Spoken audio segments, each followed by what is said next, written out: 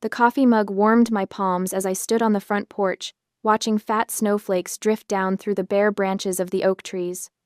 Barnaby slept at my feet, his graying muzzle twitching with dreams, one ear pressed against the weathered boards. It was 9 inches the morning, and the silence of Oakhaven in winter was absolute, the kind of quiet that made you believe you could finally breathe. Then the engines shattered everything. 2 black SUVs and a massive U-Haul truck roared up the narrow lane, their tires spitting slush and gravel. They stopped hard at my wrought iron gate, engines still running, exhaust clouding the frozen air. My heart lurched into my throat. I was already running before the first door opened. Dad Declan stepped out of the lead SUV, adjusting his wool coat like he was arriving at a country club. That conqueror's smile. That same expression he'd worn when he convinced me to co-sign his business loan 6 years ago, the one I was still paying off. Then Felix jumped down from the truck's cab, already barking orders at 3 men in the back. "Careful with those server racks. Don't scratch the casings." He didn't even look at me. Didn't acknowledge my existence as he directed them to start unloading equipment right there on the curb, blocking the entire street. "What are you doing here?" My voice came out smaller than I intended. Barnaby had woken, pressing against my legs, a low whine building in his chest. Declan's smile widened. "Harper, sweetheart, we're home." Home. The word hit me like a fist. 2 years. 2 years of 80-hour weeks at the architectural conservation firm, nosebleeds from exhaustion, living on ramen and black coffee. 2 years of saving every cent of that $300,000 bonus so I could buy this place, Blackwood Manor, and register it under the Oakhaven Heritage Trust, to keep it anonymous, to keep them from finding me. I'd been so careful. I'd changed my phone number. I'd kept my address off every database. I'd even used a P.O. box, 4 towns over, for my mail. But I'd made one mistake. One stupid, arrogant mistake. 3 months ago, I'd posted a close-up photo of the Manor's rare rose window on an anonymous architecture forum. Just the window, no location tags, no identifying information. But the Oakhaven Historical Society had seen it, recognized it, and reshared it publicly on Facebook with the full address, gushing about the restoration of this local treasure. And my mother had Google alerts set up for my name, my old addresses, architectural terms I used in college papers, even the make of my car. She'd found me within hours. "How did you know I was here?" I managed, gripping the gate's iron bars. Declan pointed casually toward the tree line across the street. "I parked right over there for 14 hours yesterday. Watched you walk the dog at 7:30. Saw your Volvo in the drive. Saw you leave for the grocery store and come back alone." He tilted his head, studying me like I was a specimen. "I know you're all alone in this big house, Harper. That's no way to live." The calculation in his voice made my skin crawl. This wasn't a surprise visit. This was reconnaissance. This was tactical. "You need to leave," I said, forcing steel into my voice. "This is private property. You're not welcome here." Felix finally looked at me then, his expression somewhere between pity and contempt. "Harper, don't be dramatic. We're family." He gestured at the server racks being stacked on my curb. "And I've got a business to run. The lease is already signed." "What lease?" Declan pulled a folded document from his coat pocket, waving it like a flag of truce. "Felix is renting your basement. Very reasonable terms, $1 a month for 5 years. You signed it last month, remember?" The world tilted. "I never signed anything." "Your signature's right there, sweetheart." I didn't open the gate. I didn't move. Every instinct I'd spent 2 years rebuilding screamed at me that this was a trap, that opening that gate even an inch would be the end of everything. Declan's smile faded. He pulled out his phone. 20 minutes later, a locksmith's van pulled up. A middle-aged man in coveralls stepped out, toolbox in hand, and Declan intercepted him before he reached the gate. I watched through the bars as my father transformed, shoulders slumping, voice dropping to a concerned, paternal murmur. He showed the locksmith his ID, pointed at the last name we shared. "I'm her father," Declan said, loud enough for me to hear. "I live here. My daughter's having a mental health crisis. She's locked herself inside and won't let anyone in. We're worried sick about her." The locksmith glanced at me, then at Declan's kind, worried face. At Felix standing nearby, looking appropriately concerned. "I understand, sir," the locksmith said quietly. He approached the gate, drill in hand. "Miss, I'm going to need you to step back." "Don't you dare!" I shouted. "This is my property. He doesn't live here. He's lying." But the drill was already screaming, metal on metal, and the sound triggered something primal in Barnaby. The old dog started barking deep, terrified barks that tore at his throat. He'd come from a shelter, found wandering a highway with cigarette burns on his back. Loud machinery still sent him spiraling into panic. Felix's patience snapped. While the locksmith worked the front gate, my brother strode along the fence line to where the decorative iron dipped lower, half hidden behind overgrown forsythia bushes. He grabbed the top bar, hauled himself up and over with a grunt, and dropped into my yard. Barnaby lunged, trying to protect me, but his arthritic hips trembled with the effort. He hesitated for a split second, fear warring with loyalty. It was all the time Felix needed.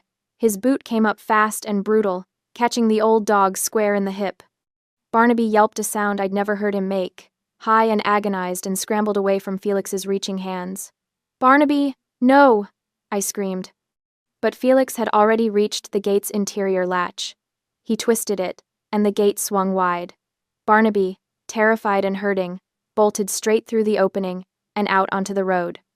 The busy, icy road where cars came flying around the blind curve at 40 miles an hour. I didn't think. I ran.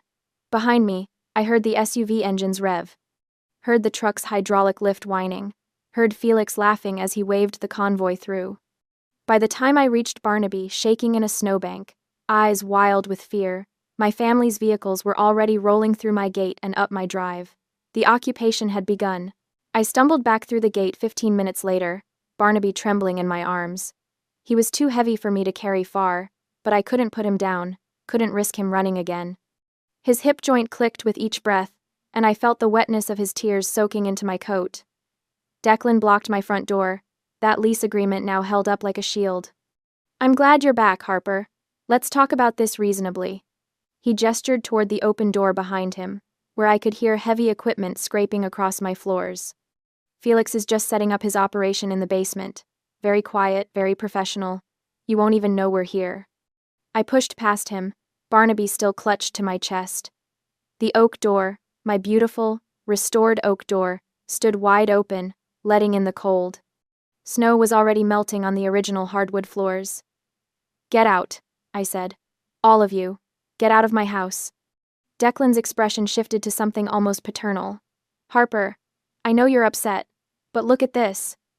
He smoothed the lease document against the doorframe. "This is a legal agreement. Felix rents the basement for $1 per month, 5-year term. Your signature, your witness, everything properly notarized." I finally lowered Barnaby to the floor, my arms burning. The old dog immediately limped to the corner and collapsed, whimpering. I looked at the lease. The signature looked like mine. The notary stamp was crisp and official. The date was from 6 weeks ago, a Tuesday, when I'd been at a conservation conference in Boston. "This is forged," I said flatly. "I was in Boston that day. I never signed this." "That's not what the document says." "I don't care what it says. It's fake, and you know it." Felix emerged from the basement door, wiping dust from his hands onto his jeans. He was holding a voltage meter. "What are you doing down there?" I demanded. "Just checking the load capacity," Felix said, his voice dismissive. "Old houses have terrible wiring. I need to make sure the circuits can handle the rigs." I pulled out my phone and dialed 911. "Oak Haven Police?" The dispatcher answered. "I need an officer at Blackwood Manor immediately. I have intruders who broke into my home and assaulted my dog. They're refusing to leave." Declan didn't even flinch. He just folded the lease back into his pocket and smiled. The wait for the police felt like hours, though it was barely 30 minutes before Sheriff Brody's cruiser crunched up the gravel drive. He was a tall man in his 50s, with the weathered face of someone who'd spent decades refereeing small-town disputes. I met him at the door, still holding Barnaby's collar to keep him from trying to follow me outside in his panic. "Thank you for coming, Sheriff. These people broke into my home." "Now, hold on." Brody raised a hand, his voice calm and measured. He looked past me at Declan, who had positioned himself in the foyer like he owned the place. "Sir, are you a resident here?" Declan produced the lease with a flourish. "My son Felix rents the basement. This is a legal tenancy agreement. Signed by the property owner, my daughter, Harper Lawson. Brody took the document, studied it carefully, looked at the signature, the notary seal, the terms. Miss Lawson, is this your signature? No, it's forged. I've never rented anything to anyone. This is my home, and they have no legal right to be here. The sheriff's expression shifted, not unsympathetic, but resigned. Ma'am, I understand your frustration, but this appears to be a civil matter. Your brother has a lease agreement that appears valid on its face. I'm not a handwriting expert, and I'm not a judge. If this signature is fraudulent, you'll need to prove that in civil court and go through the formal eviction process. Eviction? Sheriff, they kicked my dog. They broke in here with bolt cutters. Did anyone witness the alleged assault on the animal? I opened my mouth, then closed it. I'd been out on the road when Felix kicked Barnaby. The locksmith had been focused on the gate. It was Felix's word against mine. I felt the ground shifting under me. This wasn't about justice. This was about procedure, technicalities, the difference between civil and criminal law. Declan smiled at the sheriff. Officer, I think my daughter just needs some time to adjust to the new arrangement. Family can be complicated. I looked at Barnaby, limping and whimpering in the corner. At Felix, grinning from the basement doorway. At my father, playing the reasonable patriarch. And I realized, the law was being weaponized to protect the people hurting me. Fine, I said quietly. Sheriff, thank you for your time.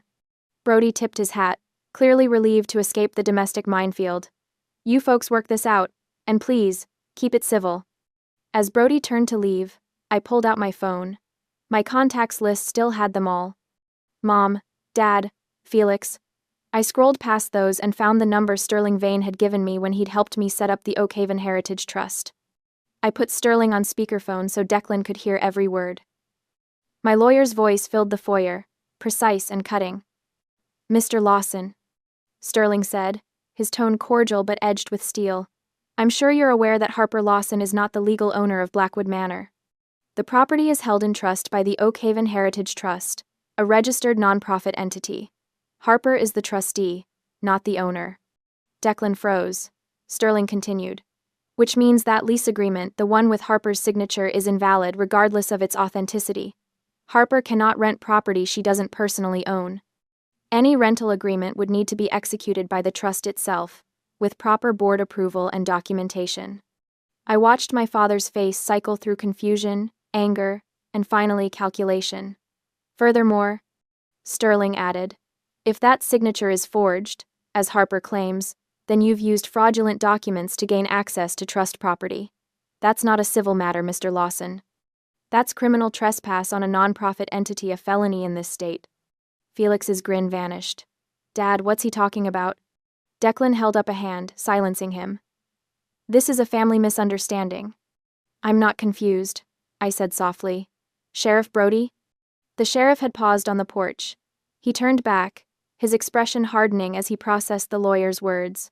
Trespassing on a trust was a different beast entirely. Mr. Lawson, Brody said, stepping back inside. If you cannot prove you have an agreement with the trust, I'm going to have to ask you to leave the premises until this is verified by a court. Declan's mask slipped. For just a moment, I saw the rage underneath. You're making a mistake, Harper, he said quietly. Family is supposed to help each other. Tell your lawyer that, I replied. The heavy clouds made the day feel older than it was as they loaded back into their vehicles. They would be heading to the Motel 6 Inches town. Felix paused at the threshold, giving me one last look. Enjoy the darkness, little sister. I didn't understand what he meant until I closed the door and locked it. Silence returned to the house, but something was wrong. The hum of the refrigerator was gone. The thermostat display in the hallway was blank. I ran to the basement. The main breaker panel was open. Felix hadn't just checked the capacity. He had severed the main feed wires to the furnace and the kitchen circuit. He'd sabotaged the heating system before the sheriff even walked in the door. I wrapped myself in blankets and sat on the floor next to Barnaby, both of us shivering. Outside, the temperature dropped to -3 degrees. Inside, I deleted Mom and Dad from my emergency contacts and saved Sterling Vane to my favorites. The battle had just begun. The house felt like a tomb. I woke on the second day, wrapped in 3 blankets on the living room sofa, my breath clouding in the frigid air. Barnaby was pressed against my legs, shivering despite the old quilt I'd tucked around him. The Victorian radiators stood silent and cold, the elaborate ironwork now just decorative coffins for a heating system Felix had murdered. I'd called 4 electricians the night before. 3 hadn't answered. The 4th had listened to my description of the damage and said he couldn't come until after New Year's, a week away. Everyone was booked, or gone, or unwilling to drive out to Oakhaven in the snow for an emergency call. So I sat in the cold and did the only thing I could. I documented everything. Photos of the electrical panel, wires hanging like severed arteries, close-ups of Barnaby's hip, the bruising now dark purple beneath his fur. Screenshots of the property deed showing the Oakhaven Heritage Trust as the legal owner, the forged lease agreement, photographed from every angle. I was uploading the files to a secure cloud drive when my phone rang. Unknown number. Miss Lawson? A woman's voice, professional and irritated. This is Patricia Newell from Oakhaven Electric. I'm calling about the account transfer request we received this morning. My fingers froze on the keyboard. I didn't request any transfer. Our records show a request, submitted at 8:47 a.m., to transfer the account for Blackwood Manor from your name to Felix Lawson. The caller provided your social security number for verification. Ice flooded my veins, and not from the temperature. That wasn't me. Someone's committing identity fraud. A pause. I see. Can you verify your social security number now? I did, and heard Patricia's typing accelerate. All right, Miss Lawson. I'm flagging this as fraudulent and reversing the transfer. You'll want to file a police report immediately. Whoever called us this morning had access to your personal information. After I hung up, I sat staring at my phone. Felix didn't have my social security number. I'd never shared it with him. But Mom did. Mom had co-signed my student loans. Mom had my SSN memorized, written in her precise handwriting in the family records she kept. And she'd just handed it to Felix to commit utility fraud, to manufacture proof of residency, to build his fraudulent claim to my home. I called Sterling Vane. Harper, he answered immediately. I've been expecting your call. I saw the social media posts. What posts? He sighed. Your mother has been active on Facebook since yesterday evening. According to her narrative, you've kicked your elderly parents out into the cold, refused to let your brother operate his legitimate business, and are having some kind of breakdown. She's rallying quite a bit of sympathy. I pulled up Facebook on my laptop. Mom's page was public, and she'd been busy. Heartbroken tonight, her latest post read. My daughter has locked us out of the family home in this freezing weather. We've tried everything to reach her, but she's not well. Please keep Harper in your prayers. Sometimes mental illness makes people turn against those who love them most. 300 reactions. 87 comments, most expressing concern and sympathy. I closed the laptop before I could read the comments. Harper? Sterling's voice pulled me back. Are you still there? They're lying about everything. I know, which is why we're going to hit them with everything we have. His tone shifted to something razor sharp. The utility fraud gives us ammunition. I want you to file a police report immediately for identity theft. Then we're filing a complaint with the FTC. This isn't just about your house anymore. Felix just committed a federal crime. Will it be enough? It's a start. But Harper, I need you to understand something. Your family is fighting dirty because they're desperate. Felix was evicted from his last place 6 months ago. He owes over $8,000 in back rent. Your parents' credit is destroyed. They're out of options, out of money, and they see your house as their last chance. So what do? You become a fortress. Every move they make, we counter. Every lie they tell, we document. And most importantly, we make them radioactive. He paused. Have you considered going public? Public how? The Oakhaven Zoning Board meets virtually tomorrow morning. I'm filing an emergency complaint tonight. Felix wants to run a crypto mining operation and industrial facility in a Class A historic district. That's a direct violation of preservation codes. I felt something shift in my chest, not quite hope, but close. They'll shut him down? They'll blacklist him. And more importantly, it'll be a matter of public record. Your mother wants to play the sympathy game? Let's show the town exactly what kind of business Felix is really running. After we hung up, I made the calls. First to the Oakhaven Police Department, filing a formal identity theft report. Then to the Federal Trade Commission, documenting the utility fraud. Each form I filled out, each case number I received, felt like laying bricks in a wall between me and them. I was heating soup on a camp stove, the only way to cook without power, when my phone buzzed with a text from an old college friend who still lived in town. Harper, heads up. Saw your brother and dad at Clarkson's Hardware this afternoon.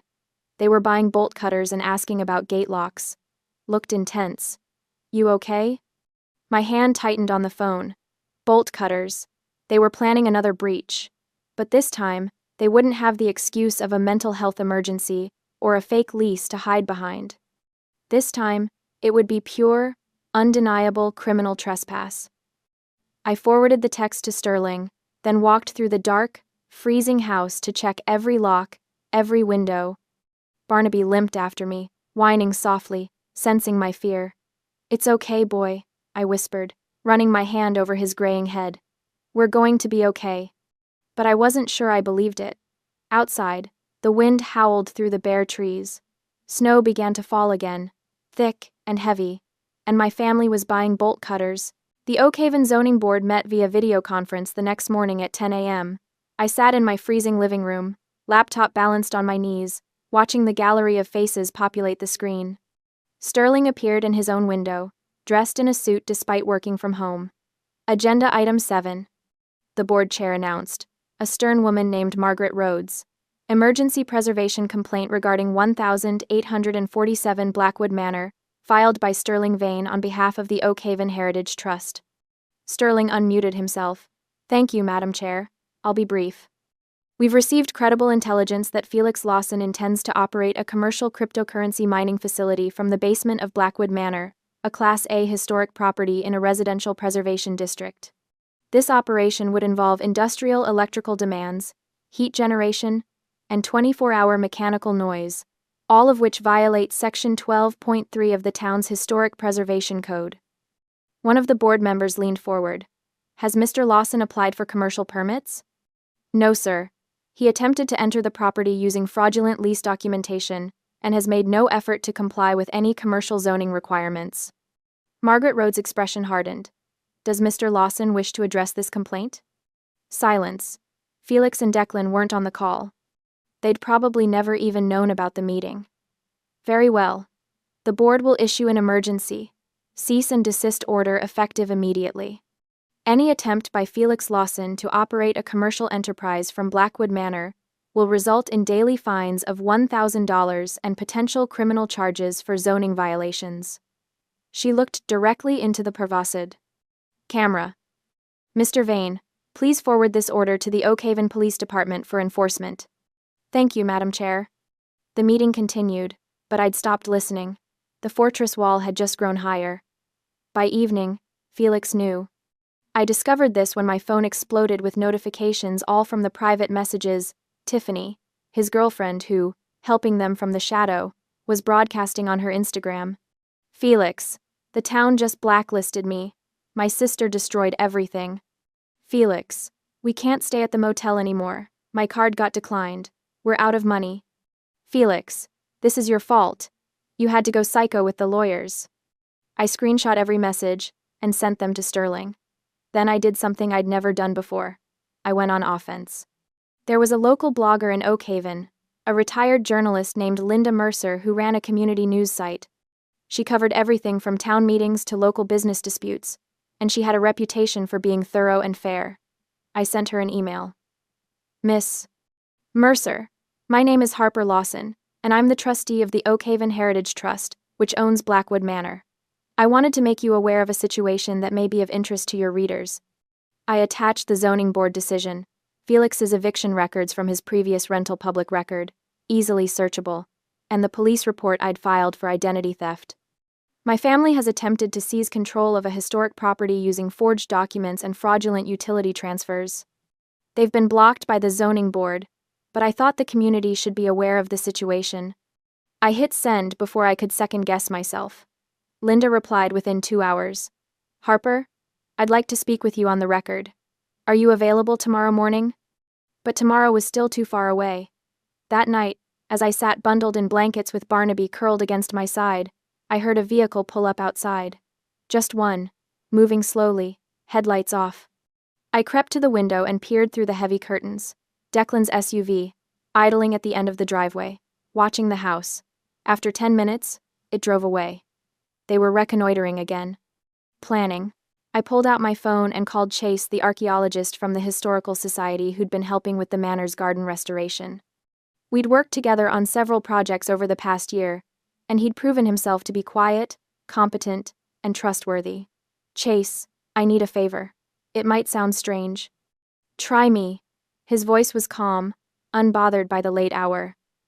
I explained the situation. Not all of it, but enough. The family, the fake lease, the threats. I think they're going to try to break in again. Soon. And I need to make sure this gate holds. I'll be there in 20 minutes. He arrived with his truck bed full of tools and materials. Together, we reinforced the gate discreetly, adding internal braces that wouldn't be visible from the street, installing a heavy-duty padlock that couldn't be drilled easily. Nothing dramatic, nothing that would telegraph our preparations. Harper, he said as we worked, his breath fogging in the cold. You know you don't have to face this alone, right? I looked at him, really looked at him for the first time in months. The steady hands, the careful attention to detail, the way he'd dropped everything to help me without asking questions. Thank you, I said quietly. I mean it. If you need anything. Actually, I interrupted, an idea crystallizing. There's something. New Year's Eve. Are you free? By the next morning, Linda Mercer's article was live on her site. Historic property dispute turns ugly. Family accused of fraud and zoning violations. The piece was scrupulously fair. She'd even reached out to Declan for comment, though he'd declined, but the facts spoke for themselves.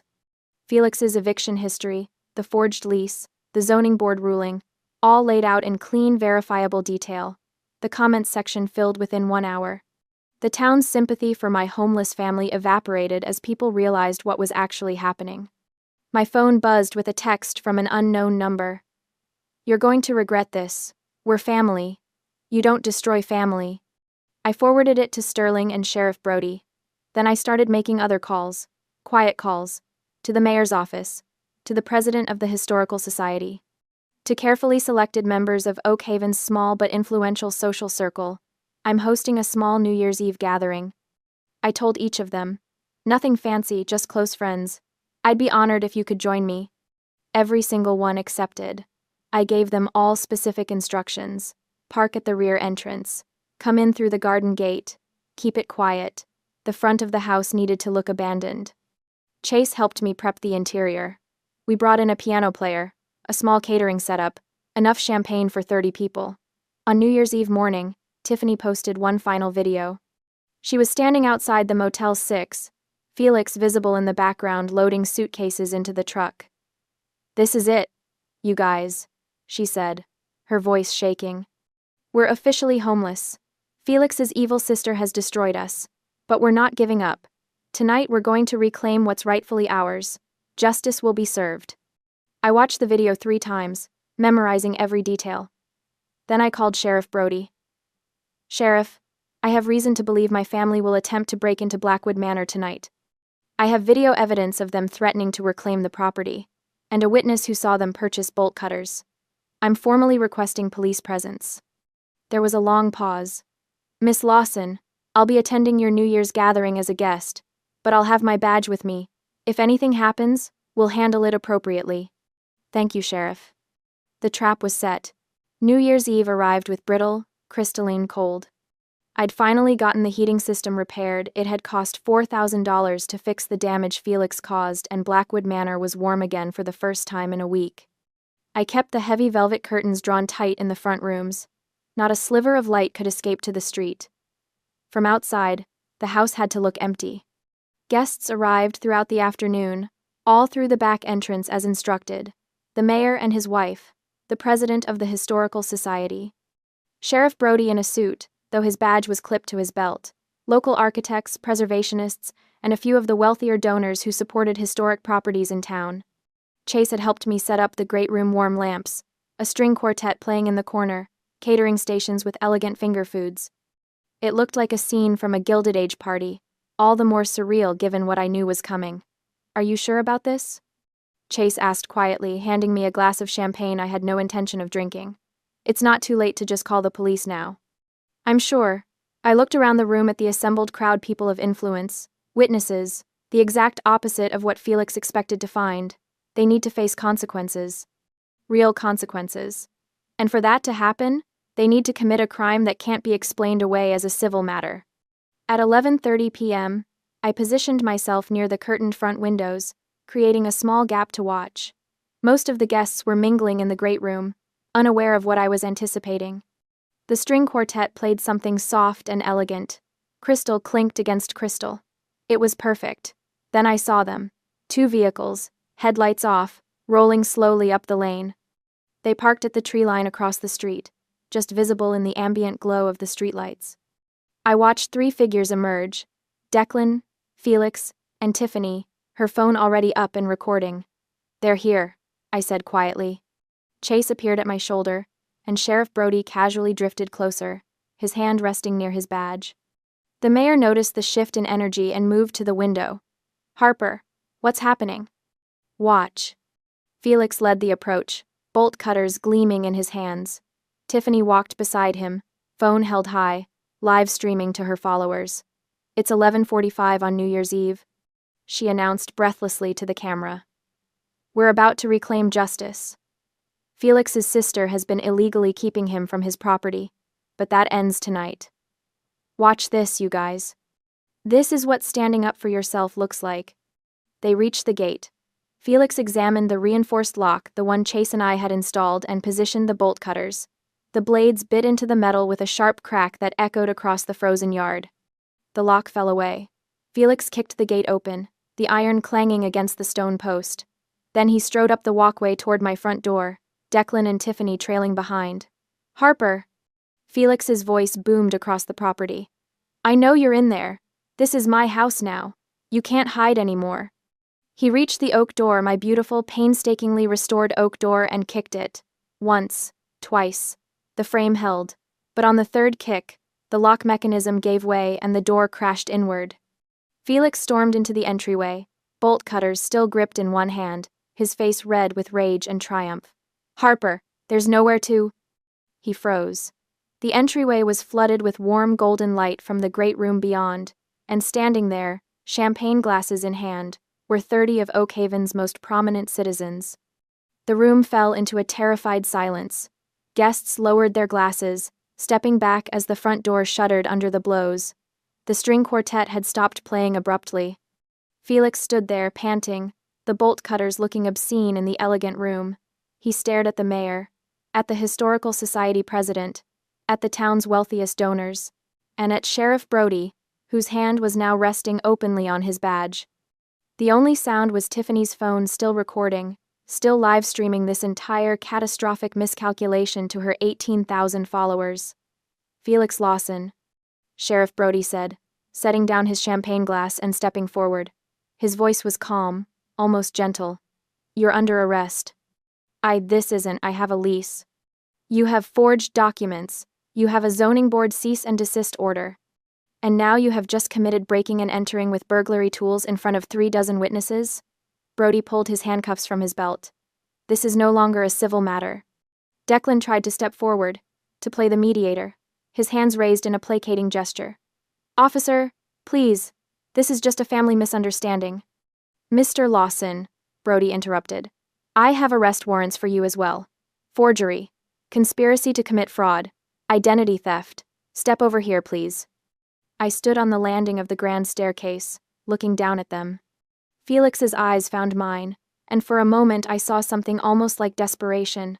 Harper, please. We're family. You can't do this. Mr. Declan Lawson, I said quietly, my voice carrying in the sudden silence. Please direct all future communications to my attorney. 2 more squad cars pulled up outside, lights flashing red and blue across the snow. 4 officers entered through the broken doorway. Felix was handcuffed first, breaking and entering. Criminal trespass. Possession of burglary tools. Animal cruelty from the incident with Barnaby. The identity theft charge from the utility fraud. Declan was next. Forgery, conspiracy, fraud. Tiffany stood in the doorway, still holding her phone. watching it all unfold on her own livestream. The comments were scrolling past faster than she could read them, but I could see her face going pale as she realized what she'd just broadcast. She looked at Felix, at the handcuffs, at the watching crowd. I didn't know. Felix, you said this was legal. You said. Tiffany, don't. Felix started, but she was already backing away. We're done, she said flatly. I'm not going down with you. She turned and ran for the gate, her phone still broadcasting her escape. Sheriff Brody walked Felix and Declan outside, reading them their rights in the cold night air. I watched from the doorway as they were loaded into separate squad cars, blue lights painting the snow. Felix looked back once, his expression unreadable through the window. Then the cars pulled away, tires crunching on ice, and they were gone. The mayor cleared his throat behind me. Harper, I'm so sorry you had to go through this. I turned back to the gathered crowd, to the concerned faces, and the quiet conversations. Thank you all for being here. I know this wasn't the New Year's celebration you expected. On the contrary, the Historical Society president said, raising her glass. I think we just witnessed justice. To Harper Lawson, and to Blackwood Manor. The others raised their glasses. To Harper. Chase was at my side then, his hand gentle on my shoulder. Are you okay? I looked around at the broken door, the scattered snow melting on my floors, the bolt cutters lying in my entryway like a discarded weapon. Then I looked at the people filling my home, not invaders, but guests I'd chosen. People who'd stood witness to my stand. Yes, I said, and realized I meant it. I'm okay. Outside, midnight struck. Somewhere in the distance, fireworks began to bloom against the winter sky. The siege was over. 5 months later, spring came to Oakhaven. The gardens of Blackwood Manor erupted in color tulips and daffodils pushing through the thawed earth, dogwood trees unfurling white blossoms against a sky so blue it hurt to look at. The heavy snow was a memory now, replaced by warm breezes that carried the scent of lilacs through open windows. I sat in the garden with a cup of tea, my laptop balanced on a wrought iron table, reviewing restoration proposals for the carriage house. But the work didn't feel urgent anymore. Didn't feel like survival. It felt like what it was supposed to be, a labor of love. A project I chose because I wanted to, not because I was running from something. Barnaby lay in a patch of sunlight near my feet, his gray muzzle resting on Chase's boots. The old dog's hip had healed well, though he still limped on cold mornings. But the fear was gone. The flinching when men approached, the panic at loud noises, all of it had gradually faded over the winter months. Now he slept peacefully while Chase worked, carefully brushing dirt from a fragment of pottery he'd found near the old garden wall. Looks like Wedgwood, Chase murmured, holding the piece up to the light. Probably 1,880 seconds, given the pattern. Your Victorian-era residents had good taste. They also buried their trash in the flower beds, I pointed out. He grinned. Archaeologists call that enriching the historical record. I smiled, watching him work. Over the winter, as the legal aftermath of New Year's Eve had played out, Chase had become a constant presence. Not intrusive, never pushing, just there. Helping me repair the front door, bringing coffee when I had to give depositions, sitting with Barnaby when I needed to meet with lawyers. Somewhere along the way, colleague had shifted to friend, and then to something that didn't have a clean label yet, something that made me feel safe instead of trapped. The brass plaque on the front gate caught the sunlight, its engraving sharp and clear. Property of Oakhaven Heritage Trust. By invitation only. Not. I'd had it installed in February, after the criminal trials concluded. Felix had pleaded guilty to avoid a longer sentence, 18 months in minimum security, plus restitution and probation. Declan had tried to fight the forgery charge, but the evidence was overwhelming. He got 2 years. Mom had never been charged. She'd claimed ignorance, said she'd just been trying to help her son, that she didn't know the documents were forged or that Felix planned to commit fraud. The prosecutors hadn't been able to prove otherwise, but she'd stopped calling. Stopped posting on Facebook about her ungrateful daughter. The silence from her was more telling than any conviction could have been. I'd blocked her number anyway. Some bridges weren't worth maintaining. Harper? Chase's voice pulled me back. He was watching me with that careful expression he got when he thought I was drifting into dark thoughts. You okay? Yeah, I closed my laptop. I was just thinking about how different things are now. Good different? I looked around the garden at the blooming flowers, at Barnaby sleeping peacefully, at the manor standing solid and warm behind us. At Chase, with dirt under his fingernails, and pottery shards scattered across his work cloth, looking at me like I was something worth protecting. Very good, different. He smiled, his hand found mine across the table, fingers intertwining. Then he went back to his excavation work. A car passed on the road beyond the gate, some tourist, probably, drawn by the Historical Society's new walking tour that featured Blackwood Manor as a preservation success story. I didn't tense anymore when I heard engines. Didn't rush to check who was arriving. The gate was locked. The alarms were set. And more importantly, I'd learned the difference between being isolated and being protected. I'd learned how to build boundaries without apology. I'd learned that family wasn't defined by blood, but by who showed up when you needed them, who respected your no, who celebrated your victories without demanding a cut of the spoils. Barnaby shifted in his sleep, his paws twitching with dreams that no longer seemed like nightmares.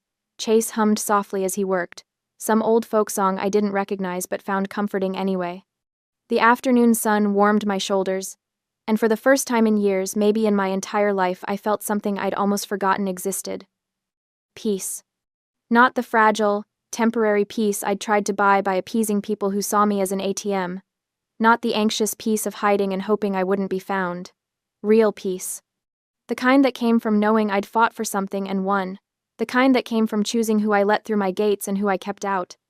The kind that came from finally understanding that protecting myself wasn't selfish, it was necessary. I squeezed Chase's hand, and he squeezed back, his eyes crinkling with a smile even as he focused on his work. Behind us, Blackwood Manor stood sentinel, its windows gleaming in the spring light.